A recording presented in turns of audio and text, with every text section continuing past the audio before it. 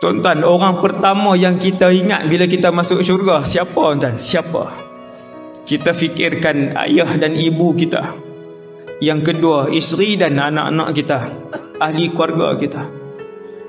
Mencari-cari kita di dalam syurga, yang tu yang akan berlaku. Memang itu yang akan berlaku. Maka bila masuk syurga, kelam kabut kita, hari pertama kelam kabut kita mencari ahli keluarga kita. Apa makna nikmat syurga kalau ibu kita dalam neraka, ayah kita dalam neraka, sedang disiksa oleh para malaikat? Apa makna syurga? Tergamakkah kita suap satu suapan nasi yang sedap di dalam syurga, mak kita sedang dibakar? Kita tak suap, tuan-tuan, kita akan termenung. Wahai orang-orang yang beriman, pelihara diri kamu, wa ahlikum, dan ahli keluarga kamu daripada api neraka Allah. Kalau kamu salat, kamu mesti kerah seluruh ahli keluarga kamu untuk salat.